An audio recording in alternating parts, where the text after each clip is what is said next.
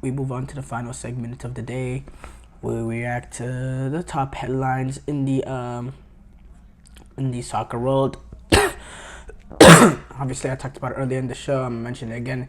Greg Berhalter, he's out as a manager of the U.S. men's national team. A great day for American soccer fans as the journey to the 2026 World Cup takes a major positive turn. Because Greg Berhalter, he is nowhere near the levels of a manager that could take us over the top. So getting out all the loose ends will be perfect. And hopefully it doesn't end there. There's a lot of people at the top that have price to pay, which they probably won't pay. But if they can get the decision done, a good manager coming in for 2026, I guess all will be forgiven for the failure of a decision to retain Greg Berhalter post 2022 World Cup. Manchester United have reached an agreement with Lille to sign Leny Yoro for 45 million euros, despite the huge interest that was coming from La Liga champions Real Madrid. Madrid, they have remained, confident of winning the race for this young center half because the player wants to play for Real Madrid. But despite that, the notion of that, Madrid have not been able to put a bid in for him to Lille, and while Manchester United have already agreed and will have reached an agreement with Lille. United know that the player prefers to play for Madrid, but they want to pressure Lille into getting it done, so so that they could be the player they could get it on. Paris Saint-Germain has also been interested in the 18-year-old, but Madrid and United have been the team that's been more interested, and Madrid are really optimistic that they can get an agreement in as the player wants them to be with him, as the player wants to play for them. And the defender is actually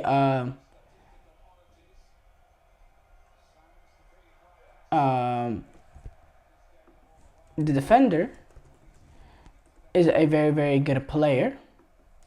Don't get me wrong, but it's interesting because he's a French international, right, at the U21 level, but he was not part of Thierry Henry's final squad for the Paris 2024 Olympics, despite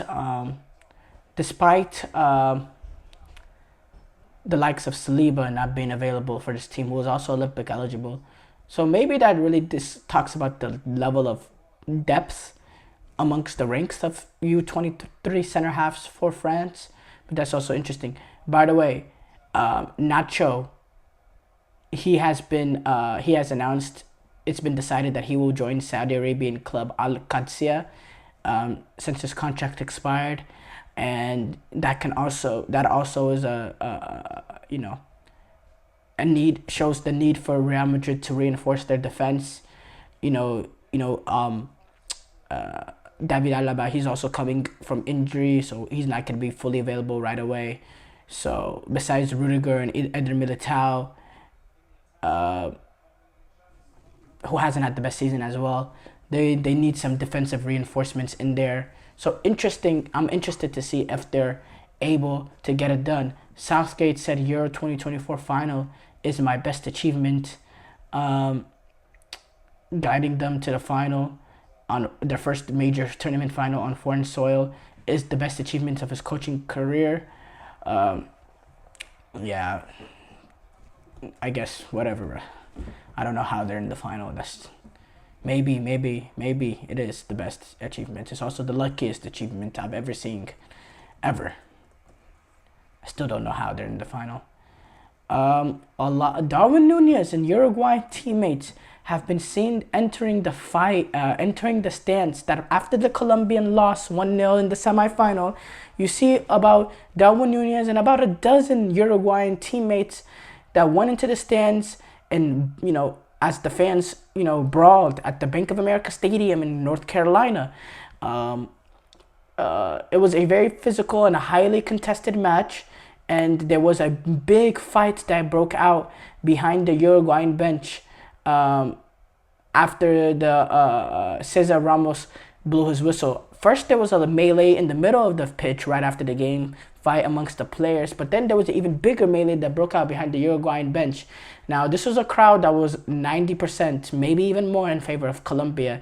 It was straight yellow in the crowd, but there was a little bit of Uruguayan fans that were fighting with Colombian supporters, and as normal, beverages and all that being thrown. You see Darwin Nunez and teammates that went up into the crowd and started hitting fans. You saw Nunez, punching fans and fighting fans and all that. The captain of Uruguay, actually, Jose Jimenez, one of the more experienced guys in the squad, said the players weren't into the crowd because they needed to protect their families. He came out and said, "This is a disaster. Our family is in danger. We had to get into the stands to take out our loved ones with small babies, newborns. Everything was a disaster. There was not a single police officer. Apparently, it took a very long time for police, more than 10 minutes for police to arrive there and to restore the calmness and order. And the public address announcer had to ask all the fans to leave the stadium. Despite that, several supporters still stayed. About 100 Uruguayan fans and members of the federation remained on the field for their own protection for more than 20 minutes after the game, while Colombians, they continued to make their way out as they celebrated. CONMEBOL did release a statement regarding what happened, saying our work is based on the conviction that soccer connects and unites us through its positive values. There is no place for intolerance and violence on and off the field. We invite everyone in the remaining day to pour all of their passion into cheering on their national teams and having an unforgettable party." Uruguayan coach Marcelo Bielsa, he said he didn't get to see what happened right away, but he did come out with some comments saying, "There was some arguments in the midfield, and when I saw that happening, I went to the locker room. I thought they were thanking the fans for their support, but then I learned there was some problems over there, unfortunately."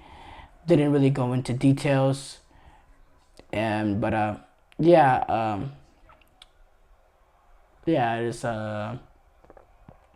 it's unfortunate scenes there. Alfonso Davies, he had a leg injury in that semifinal of the Copa America, and Jesse Marsh, he actually came out today saying the X-ray is negative, and he said in fact he came out and said that maybe there's a chance that he might be able to play Saturday. He could be available.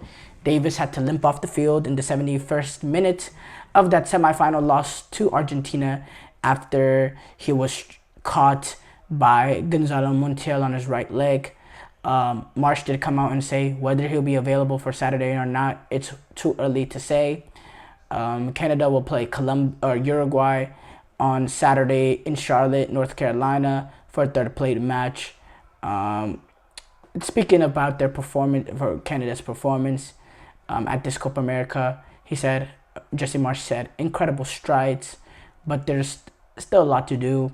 We're establishing things at some high levels, but in order to be a real team that can hold up to the biggest moments and biggest matches, there's more work to be done, but certainly we're on a good path. We have big talent and some great goal scorers, and I know we'll continue to develop that. But the fact that we are getting big chances, the fact that we are still in the game, playing the way we want to play, committing to all the things we want, in the end, that's what will lead us to be more effective, more efficient, clearer, to have more game control, all of those things." So big credit after 5 weeks against these opponents for these guys to perform like this. And even though we didn't execute everything perfectly, clearly we're on a good path, clearly. Um, um, mm,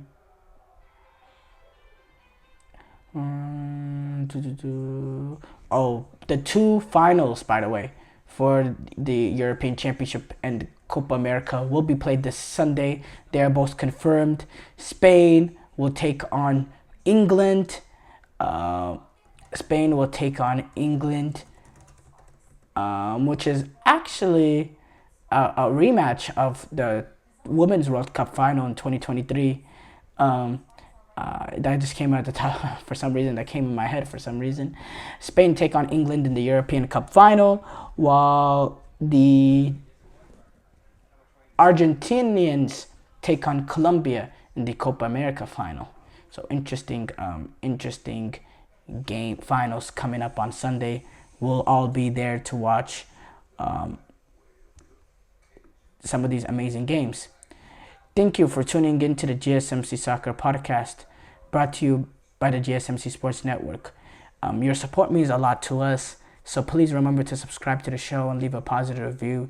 It really does make a difference. We also invite you to follow us on Facebook, Twitter, TikTok, and Instagram for more content and updates. Thank you once again, and have a wonderful, wonderful day.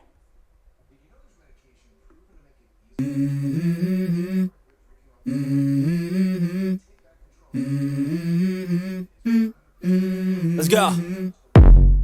I wake up to a little bit of drool on my pillow.